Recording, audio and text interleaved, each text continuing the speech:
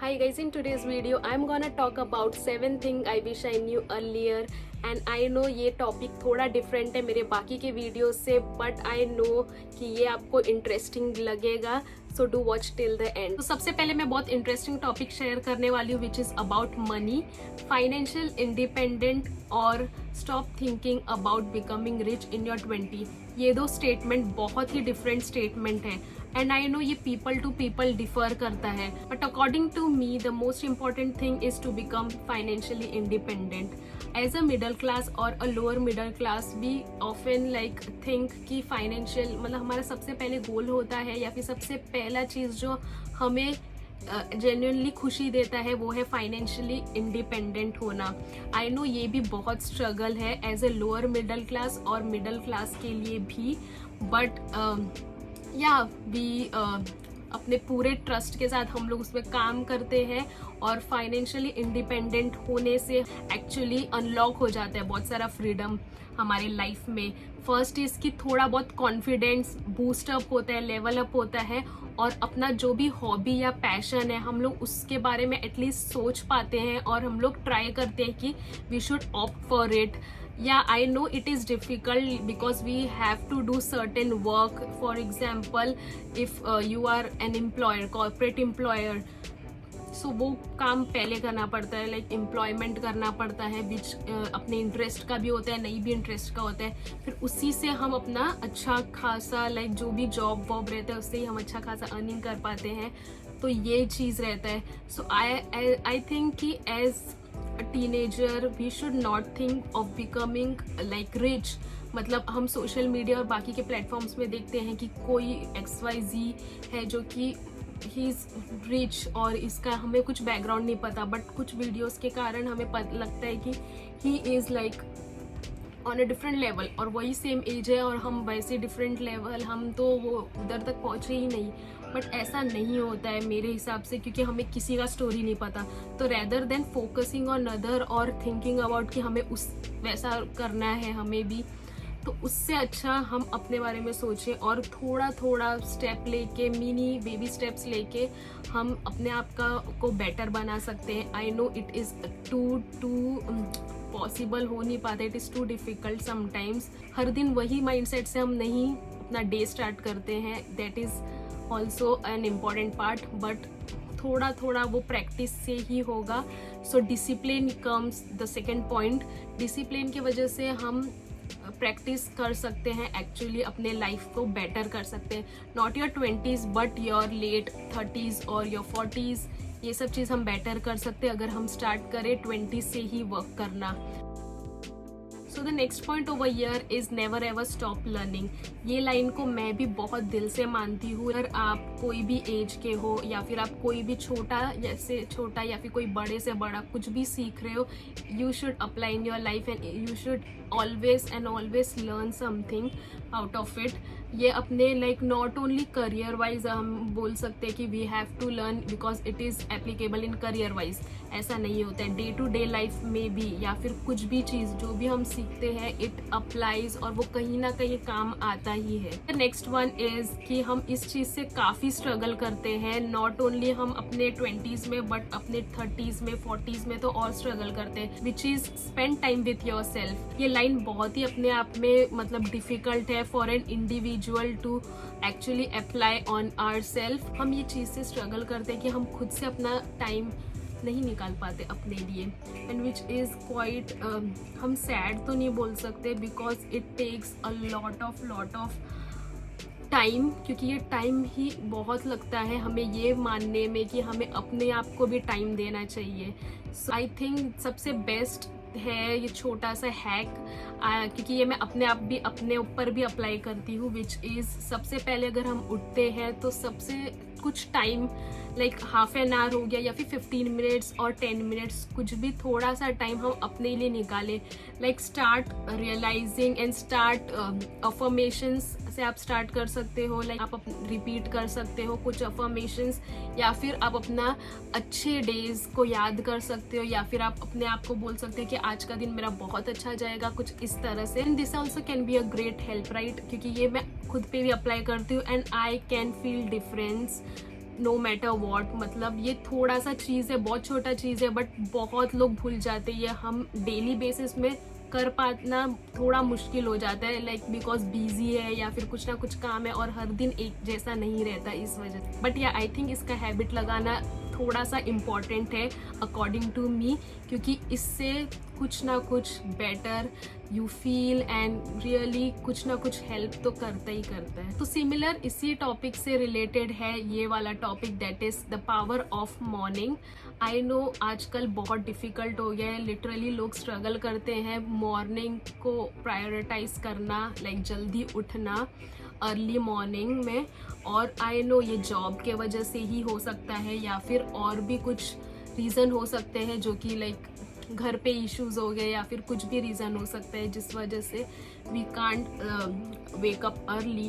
And I think कि थोड़ा बहुत कोशिश किया, अगर आप उठ नहीं पा रहे हो बट आप जो टाइम पे उठ रहे हो उससे थोड़ा जल्दी उठ पा रहे हो, सो आपको एक्स्ट्रा प्रोडक्टिव आवर्स मिल जाता है which really works, I must say. क्योंकि प्रोडक्टिव आवर मिलना, थोड़ा बहुत काम करना या फिर आपको रेस्ट करने का भी कुछ भी टाइम ज़्यादा मिलता है।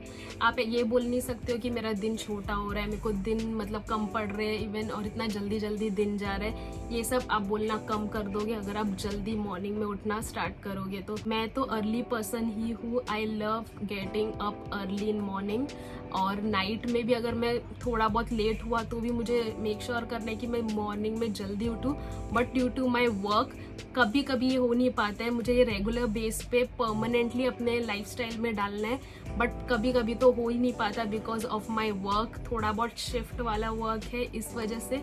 But I will try and it really helps, कुछ ना कुछ तरह से तो ये हेल्प करता ही है हमारे लाइफ में।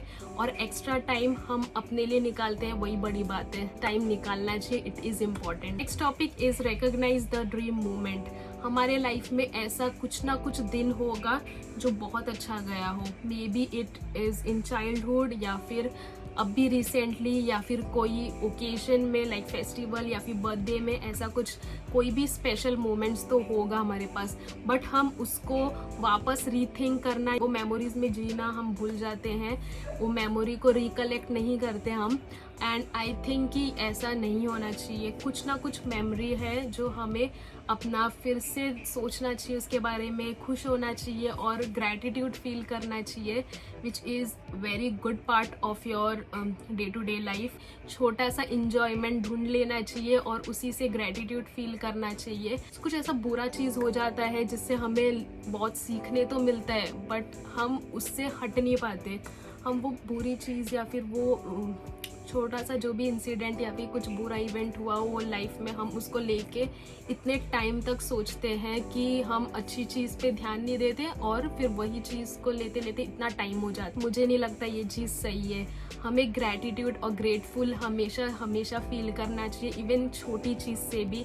उससे सच में इनर पीस तो नहीं बोलूँगी, मतलब इनर खुशी जो मिलता है ना अंदर से, वो मतलब अगर प्रैक्टिस हो ना उसी से मिलेगा। एक दो दिन अगर आप करोगे तो आपको लगेगा क्या ये तो नॉर्मल सा चीज़ है, हम कर रहे हैं। बट नहीं, अगर आप बहुत काफ़ी टाइम से अगर ये चीज़ करोगे, like you will start saying affirmations to yourself, और छोटा मोटा ग्रैटिट्यूड बहुत ईजी, अपने मन से ग्रैटिट्यूड बना के आप अपने आप को बोल रहे हो अपने तरीके से, तो वो आप अगर प्रैक्टिस करोगे ना तो आप एक दिन तो रियलाइज करोगे कि it is giving something important, कुछ तो लाइफ में अलग हो रहा है। उस वजह से एक्चुअली लाइक माइंड पीस या फिर माइंड स्पेस तो मिलता ही है उससे। इसी से मिलता जुलता है ये last topic which is the value of head space.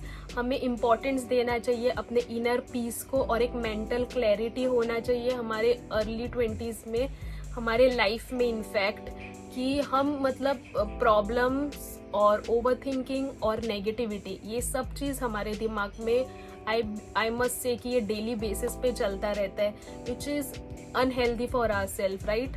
हमारे लिए ये सब चीज़ मतलब ऐसा मैं नहीं बोल रही हूँ कि हमें ये सब चीज़ टोटली बंद हो जाएगा, मतलब कुछ प्रैक्टिसेस से, या फिर हम बोलेंगे अपने आप को कि हम सोचेंगे नहीं तो मतलब रियली हमारे दिमाग से एकदम हट जाएगा।